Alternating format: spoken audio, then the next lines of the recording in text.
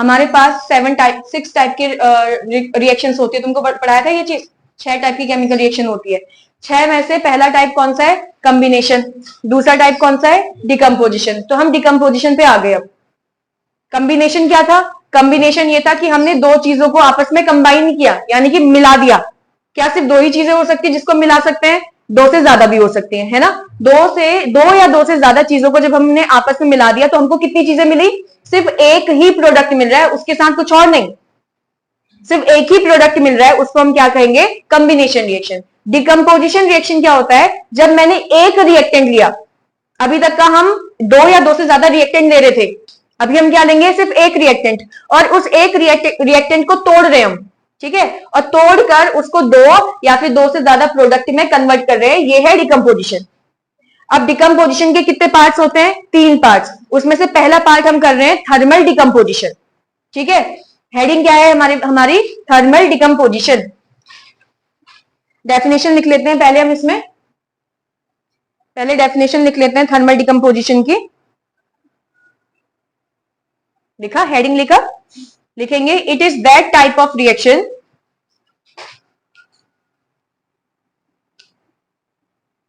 it is that type of reaction which use it is that type of reaction which use energy in the form of which use energy in the form of heat in the form of heat for the decomposition of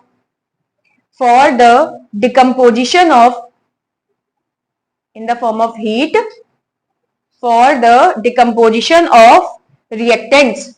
reactant होगा सिर्फ, reactant, decomposition of reactant। अब जरा language समझो क्या बोला उसने। ये उस टाइप की रिएक्शन है जिसमें हम एनर्जी को यूज करते हैं। एनर्जी को किसके फॉर्म में यूज कर रहे हैं? हीट के फॉर्म में यूज कर रहे हैं। और क्यों कर रहे हैं? ताकि हम रिएक्टेंट का डिकम्पोजिशन कर सके। क्या इतनी लैंग्वेज क्या कह रहा है वो? जैसे मेरे पास है कैल्शियम कार्बोनेट, ठीक है, ये क्या है मेरे पास? कैल्शियम कार्बोनेट, जिसका प्यारा नाम, प्यार से क्या बोलते हैं इसको? लाइमस्टोन, ठीक है। कैल्शियम कार्बोनेट को मैंने हीट किया, मैं इसको एनर्जी दे रही हूं ना, एनर्जी दे रही हूं, और एनर्जी को कौन से फॉर्म में दे रही हूं मैं? हीट के फॉर्म में। अगर मैं किसी के ऊपर ऐसा साइन बनाऊं तो यही साइन का मतलब क्या होता है? उसको हीट दिया, इसका मतलब होता है हीट। तो जैसे मैंने इसको दिया, मैंने तुमसे बोला था कहीं पर भी CO3 होगा तो जब तुम उसको तोड़ोगे तो हमेशा कैसे टूटेगा वो? CO2 अलग हो जाएगा, ठीक है। कहीं पर भी CO3 होगा तो उसमें से CO2 अलग हो जाएगा, बाकी क्या बच गया? CaO। तो ये CO2 और CaO में कन्वर्ट हो गया। अब मुझे क्या एक चीज बताओ, क्या यहाँ पर सिर्फ एक ही रिएक्टेंट था मेरे पास, है ना? उसको तुमने क्या दिया? एनर्जी। कौन से फॉर्म में दिया? हीट। हीट से ही तो थर्मल आएगा ना। अरे हम सर्दी में थर्मल पहनते हैं ना, इनर्स जिसको बोला जाता है ना। तो थर्मल मतलब क्या? जो हमको हीट प्रोवाइड करे। तो जब तुमने कोई एक रिएक्टेंट को, सिर्फ एक रिएक्टेंट को हीट दिया, वो क्या करा? वो प्रोडक्ट्स में टूट गया। एक प्रोडक्ट नहीं, एक से ज्यादा प्रोडक्ट होने चाहिए। अरे भैया एक रिएक्टेंट एक प्रोडक्ट में कैसे टूटेगा? है कि नहीं? एक से ज्यादा में तो टूटेगा, वरना ये एज इट इज नहीं आ जाएगा यहाँ पे। समझे कि नहीं समझे? तो इस साइड दो तो होंगे कम से कम, तभी तो तुम बताओगे हाँ भाई इसमें से कुछ चीज टूटी है। अदरवाइज तुम अगर एक ही प्रोडक्ट बनता तो हमको पता है ना कि एटम्स को क्रिएट नहीं कर सकते, एटम्स को डिस्ट्रॉय नहीं कर सकते। मान लो अगर यहाँ पे सिर्फ CO2 बचता तो Ca कहां गया? इस साइड Ca है ना, वहां तो Ca है ही नहीं, कहां गया फिर वो? एटम कैसे डिस्ट्रॉय कर दिया तुमने? वो तो हो ही नहीं सकता। उसके अलावा यहाँ 2 ऑक्सीजन है, यहाँ कितने ऑक्सीजन है? 3। एक ऑक्सीजन कहां गया फिर? गायब कर दिया तुमने कहीं इसको। अरे मेरी बात समझ रही हो कि नहीं? तो यहां पर क्या याद रखना है कि जो तुम रिएक्टेंट ले रहे हो वो एक ही लेना है। किसमें? जब तुम डिकम्पोजिशन करवाते हो। प्रोडक्ट कितने बनेंगे? या तो 2 बने या फिर 2 से ज्यादा बनेंगे। ये किसका एग्जाम्पल हो गया? Thermal decomposition. इसको तुम डिकम्पोजिशन के अंदर भी लिख सकते हो। कल को क्वेश्चन आता है डिफाइन डिकम्पोजिशन रिएक्शन, तो तुमने डेफिनेशन दे दी। डिकम्पोजिशन क्या है? A reaction in which a reactants break down और रिएक्टेंट्स स्प्लिट इनटू प्रोडक्ट्स। बस इतना, 2 और मोर प्रोडक्ट, बस यही लिखना है। जहां पर एक कंपाउंड जो है, एक रिएक्टेंट जो है वो डिकम्पोज हो जाता है 2 या 2 से ज्यादा प्रोडक्ट में, उसको डिकम्पोजिशन रिएक्शन कहते हैं। लेकिन वहां पे वर्ड नहीं लगाएंगे in the form of heat, ऐसा वर्ड नहीं लगाएंगे उधर, ठीक है। क्यों नहीं लगाएंगे? क्योंकि हीट लिख दिया तो ये डिकम्पोजिशन का टाइप हो जाएगा, ना कि डिकम्पोजिशन रिएक्शन होगी ना। ये तो टाइप हो जाएगा जिसको हम थर्मल डिकम्पोजिशन कहेंगे। समझ पा रहे हो? ठीक है, इसको एग्जाम्पल के उसमें लिखो, जो अभी तुमने लिखा थर्मल डिकम्पोजिशन, तो इसको उसके एग्जाम्पल में डालो। फिर इसके बाद हम एक्टिविटी स्टार्ट करेंगे अपनी। हमारे पास है एक्टिविटी, हमने 1.4 तक कर लिया था ना। एक्टिविटी पेज नंबर है ये 8 एनसीईआरटी के बुक का, और ये है एक्टिविटी 1.5। ये दिख रहा है, ये वाला दिख रहा है सभी को, एक्टिविटी 1.5। ये क्या है? एक्टिविटी 1.5 है हमारा। ठीक है, ये उसका डायग्राम है, जो लड़की यहाँ पे कोई एक्सपेरिमेंट कर रही है। ठीक है, और यहाँ पे लैंग्वेज क्या लिखा हुआ है? बोलता है take about 2 gram of ferrous sulphate. क्या बोला है उसने? कि यहाँ पे तुम्हें 2 ग्राम फेरस सल्फेट क्या लेना है? क्रिस्टल। अब फेरस सल्फेट क्रिस्टल क्या होता है अभी देखते हैं। In a dry boiling tube, boiling tube कुछ नहीं, टेस्ट ट्यूब की बात करें, जिसको तुम गर्म कर सकते हो। सूखा टेस्ट ट्यूब होना चाहिए। उस सूखे टेस्ट ट्यूब के अंदर तुम्हें 2 ग्राम क्या लेना है? फेरस सल्फेट लेना है। उसके बाद बोला है note the colour of ferrous sulphate crystal. वो जो क्रिस्टल जो तुम दाने डाल रहे हो फेरस सल्फेट के, उसके कलर को भी ध्यान से याद रखना, नोट करना।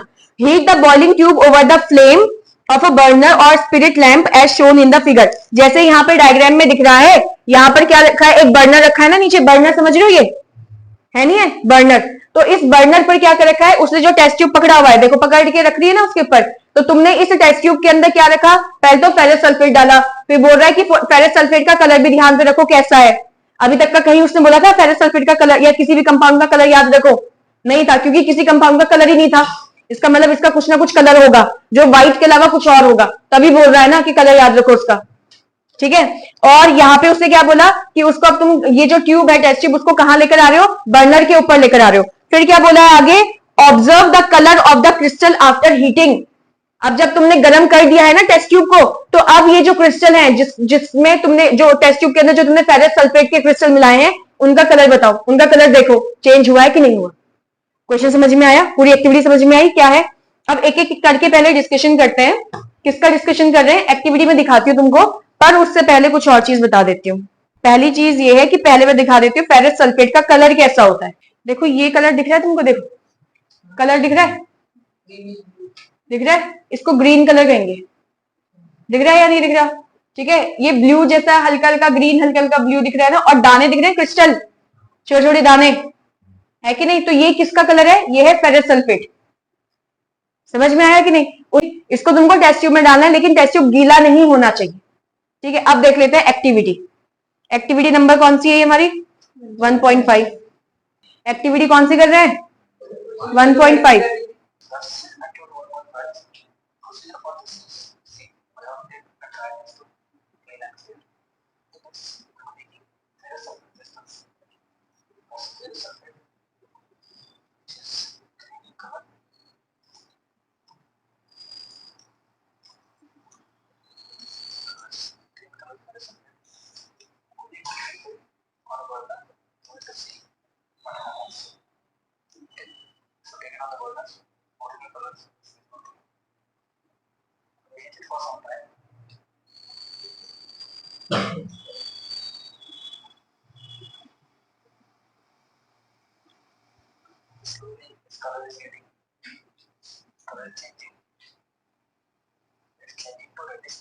जो अगर हाथ से पकड़ेगा तो चल जाएगा।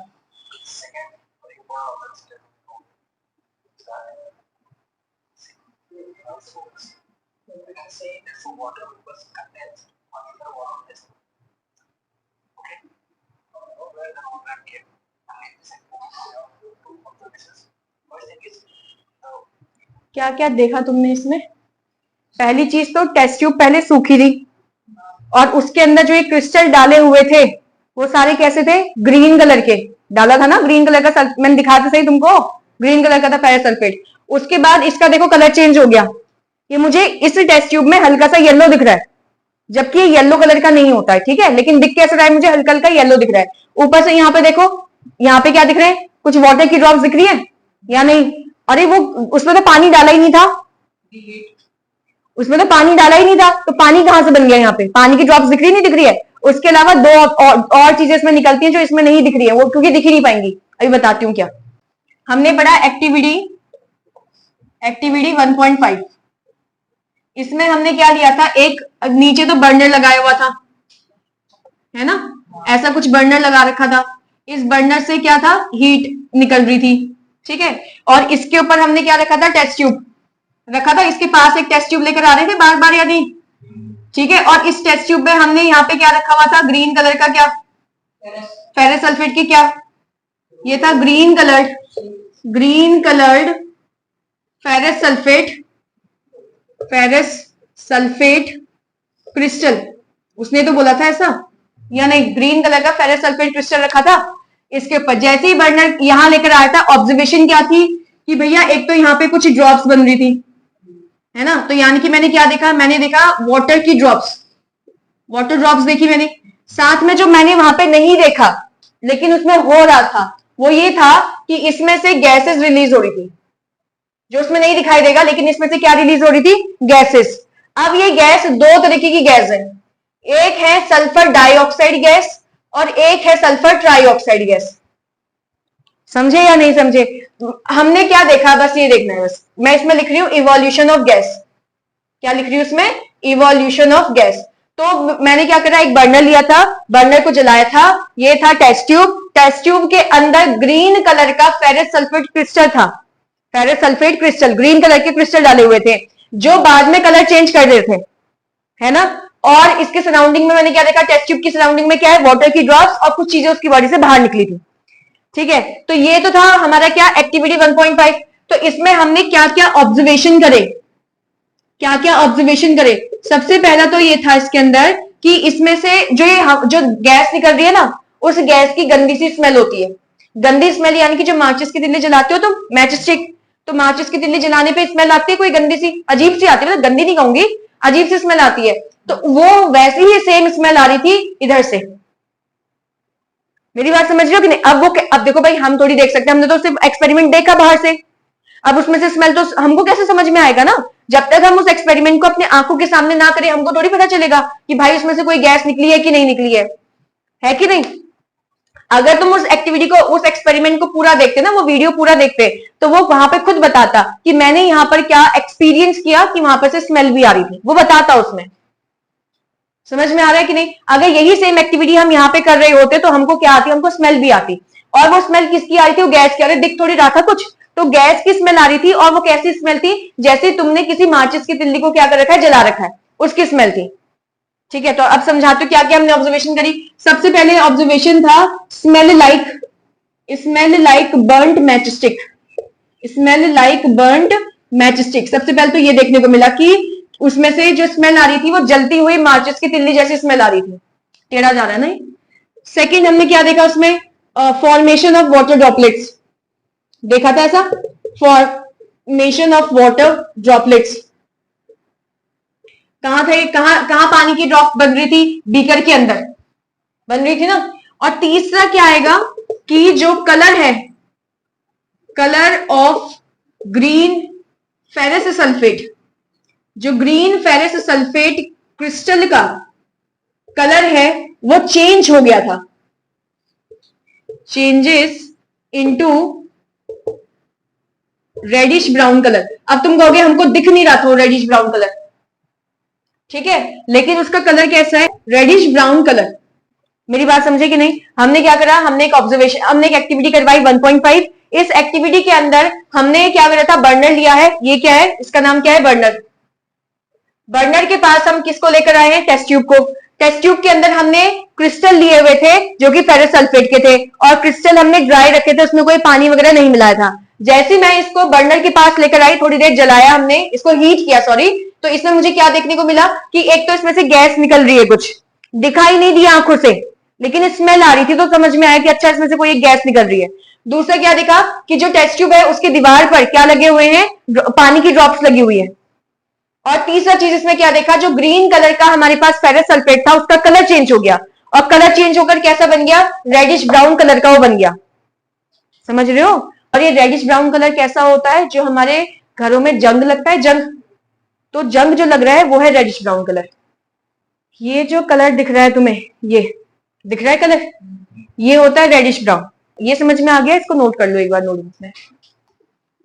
एक्टिविटी हमने पढ़ी, अब क्या पढ़ना है इसमें, इसके केमिकल इक्वेशन, क्योंकि काम क्या है, ये नहीं, ये तो है कि तुमने क्या क्या ऑब्जर्व किया, और इससे ज्यादा इंपॉर्टेंट है इसकी केमिकल इक्वेशन जो हमको देखनी है। केमिकल इक्वेशन ये है कि तुमने फेरस सल्फेट कहा है ना उसने, उसने क्या बोला था, फेरस सल्फेट, ठीक है। तो फेरस सल्फेट, फेरस के लिए फॉर्मूला क्या लगाते हैं, Fe+2 वाला होता है ना, फेरस +2 वाला। सल्फेट के लिए फॉर्मूला क्या लगाते हैं, SO4, जो कि क्या होता है -2 वाला। अरे ये +2 होगा, ये -2 होगा, प्लस माइनस से तो पास आएंगे, एक दूसरे को कैंसिल करेंगे, तो FeSO4 इसका फॉर्मूला होगा, है ना। क्या हमने इसको गर्म किया था, हीट दी थी ना, फिर हमने तो सिर्फ इतना ही करा, इसको गर्म किया, तो क्या ये थर्मल डिकम्पोजिशन में आएगा, क्योंकि हमारे पास एक रिएक्टेंट था और एक रिएक्टेंट को हमने बाहर से हीट दी, तो ये थर्मल डिकम्पोजिशन के अंदर आया। जब ये इसको जब हमने हीट दिया तो क्या क्या बना, सबसे पहली चीज तुमने पानी देखा था उसमें, इसके फॉर्मूले में कहीं पे H है, नहीं है ना, तो पानी कहां से बना फिर, समझ में आया मैं क्या बोल रही हूं। तो ध्यान रखेंगे, फेरस सल्फेट .7H2O, इसको हीट किया है।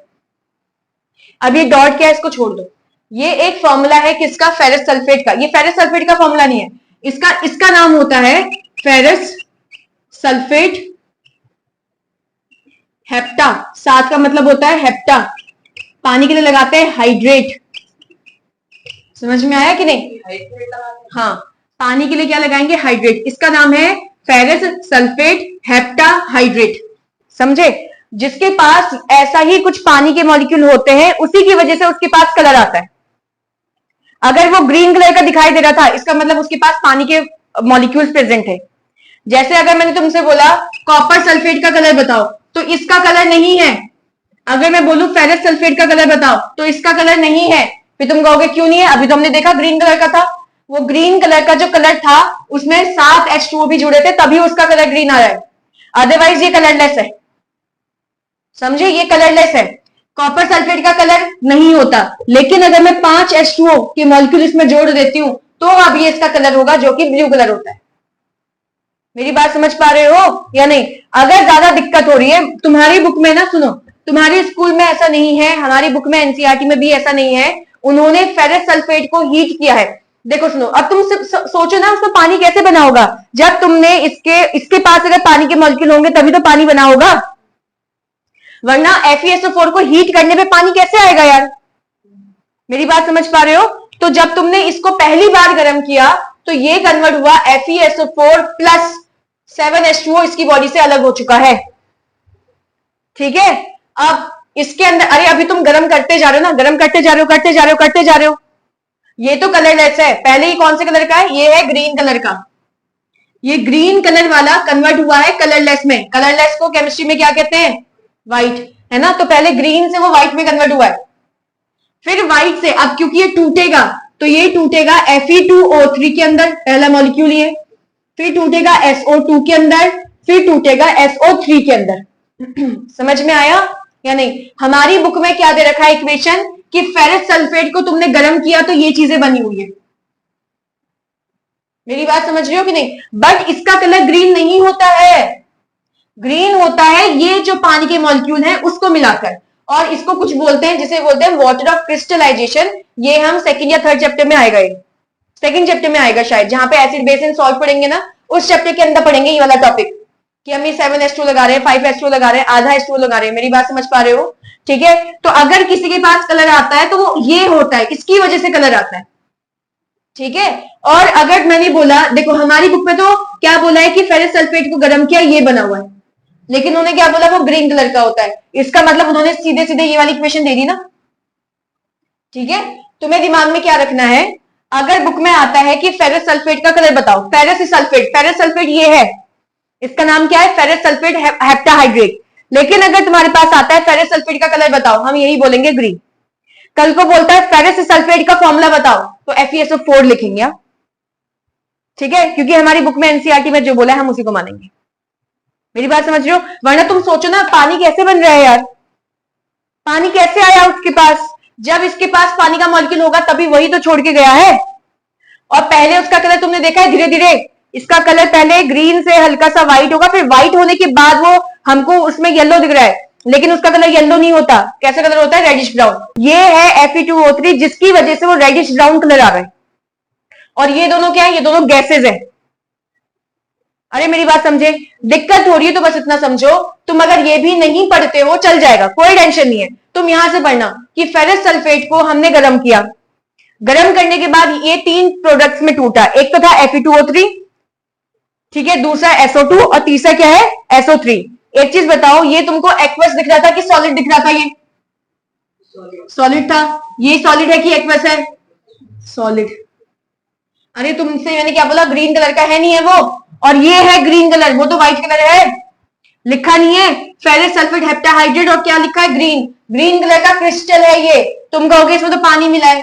अरे पानी, अरे भैया मैंने अगर CuSO4 को पानी के अंदर मिलाया है, पानी में जब वो घुल गया है तब एक्वस कहेंगे, ये पानी में घुला थोड़ी है, ये पानी में घुलने वाली चीज नहीं होती। वरना कभी हमने किसी के पीछे ऐसा डॉट लगा के लिखा है अभी तक जो पानी में थे?